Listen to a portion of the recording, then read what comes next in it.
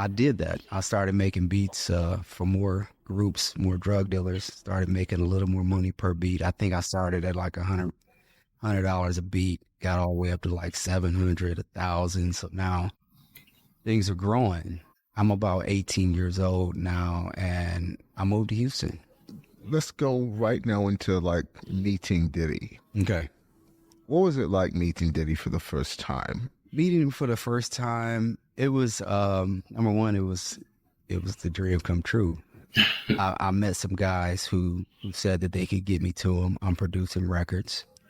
They send one of the records, and I get a call. Hey, Diddy loves the record. He wants to use it, and I get a check for $7,000 for that little bitty track I did. Probably took me 5 minutes to make the track.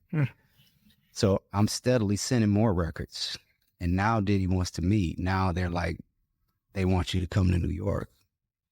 So I get on the plane, and I go to New York, and I go to Daddy's House Studio, 44th and Broadway in Manhattan. And we're all out there, and Diddy pulls up in a drop top Ferrari 360 Spider.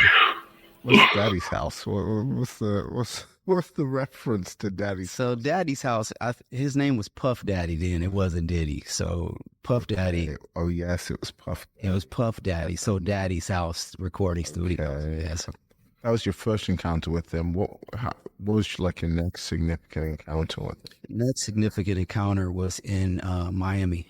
Okay. It was in Miami at a party. I just remember him walking in and asking everybody, "Hey, what kind of girls do y'all want?" And like, a few moments later, girls came in. And I think somebody said they wanted Puerto Rican girls. And just a bunch of them came in. Where did it come from?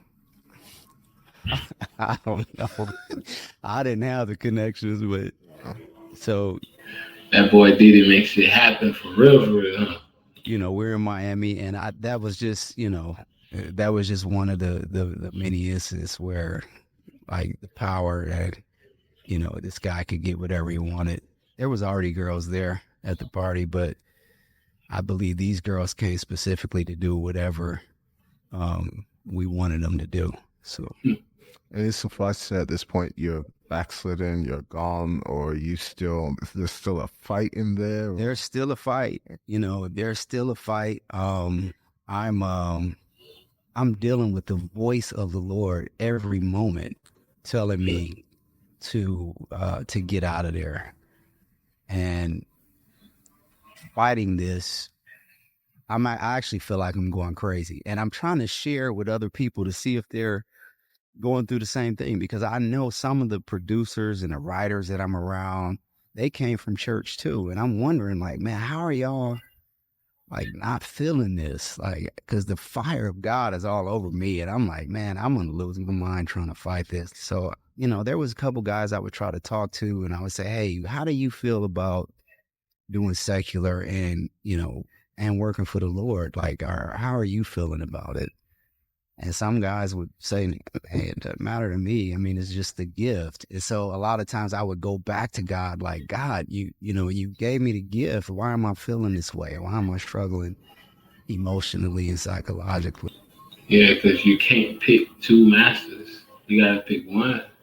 You feel me? So tell us about the overall environment of the music industry. You're in now, the secular industry at least.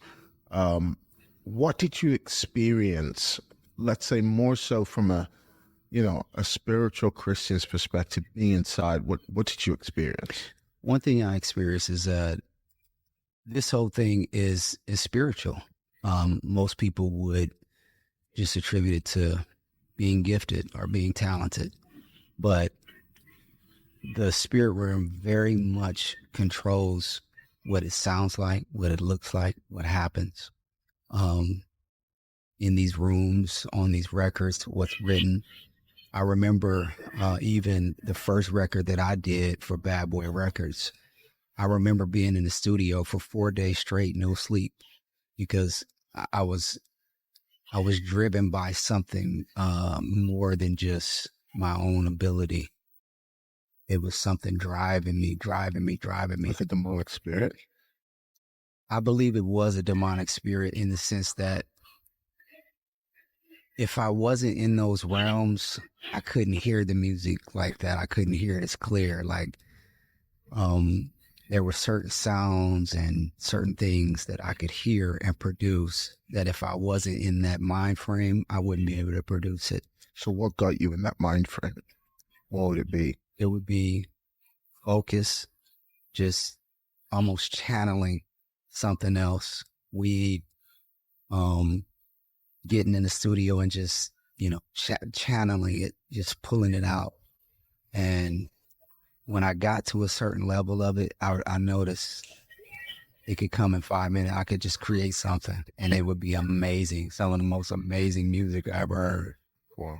Mm-hmm. And you described moments where you saw people actually doing seances over their music. Absolutely. So what did that look like? So we would all be in the studio and it would almost be ritualistic. We would light candles and as the beats are playing, they would, their hands would be moving like this and they would be chanting different things. I ain't gonna lie, that's some weird stuff right there. That's some voodoo stuff going on for real. Over the music alone. This is before it goes to the writers. And honestly,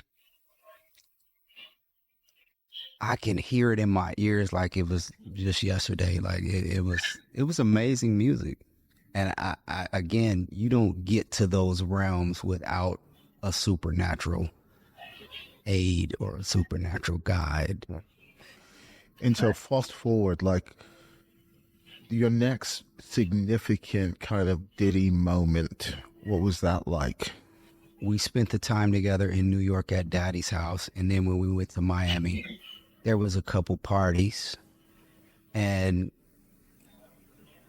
we never really came one-on-one. You really had to be in his inner circle to get that close to him and to spend that kind of time with him. So being new and coming up through the ranks, and he would come in and say, man, you guys sound amazing, keep going, he would give us encouragement. And of course we got on some records and we made the money and the doors were opening. And I believe that in the realm of the spirit, should I have taken the different sacrifices and the different sex capades and done all of these things, I think it would have just kept going. But I think the Lord put the brakes on it and in a way and put fire on it. So, and what was like a final straw for you? So after leaving Miami, there was another party that was happening in Vegas. So everybody flew to Vegas. It may have been an industry event, like an award show or something. So we're all in Vegas. Everybody's there. Diddy, I believe Dr. Dre is there. Truth Hurts is there. A bunch of people are there. Everybody. And so my way was paid, by my handlers from Diddy's camp. And hotel, plane, food, everything I need is all taken care of. And at this point, I'm pretty much about to go crazy trying to fight what the Lord wants me to do. And when I got there, I said, I can't do it anymore. Party's going to happen that night. I said, I can't do it. So without telling anybody, I just walk away and I don't even know how I'm going to get home. So I'm on the Vegas Strip and I'm crying my eyes out like a crazy man. And people are walking by looking at me like I'm a homeless guy. And I'm no words, just in the bus stop, sitting there just crying like a crazy man. And I called my dad and my dad bought me a plane ticket. I jump on the plane. I go back to Houston. And the phone call start. Hey, where you at? And I told him, hey, I can't do it. I'm not coming. They're like, well, what do you mean you can't do it? We're getting ready to go into the party. Like, where are you at? And I'm like, well, I've left town. I can't do it. And they were like, what? Hey, you joking? And I said, I'm walking away from it all. Hmm. And they were like, no, you're not walking away. You need to get here now. And I hung up and I stopped answering calls. But then the threats started. I started getting threats. We're going to find you.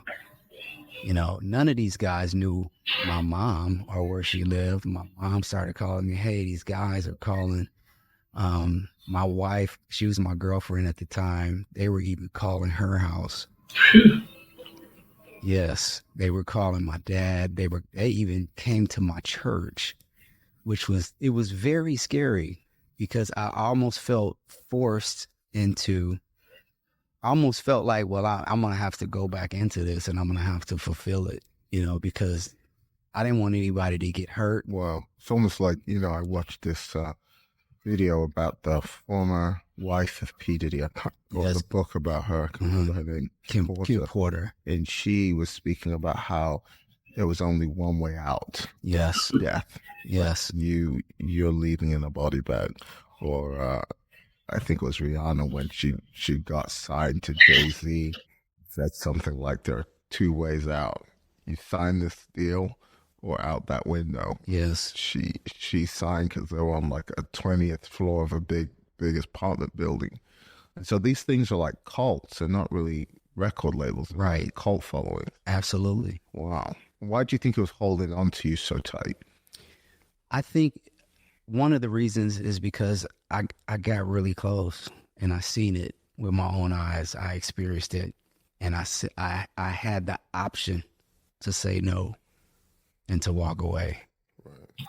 I got that close. I tasted it, and I still walked away. And I walked away because of the voice of the Lord. And they even came to your church. They did. Yeah. I told the Lord, Lord, if you help me out of this one, I'll obey you. I'll do whatever you want. And I prayed with a sincere heart, and the call subsided. It stopped.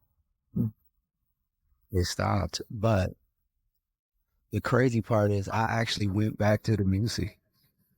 I actually went back. The pull was so heavy. I figured, okay, I got away from them. I'll just carve my own way, and I'll just do it my way this time. Okay.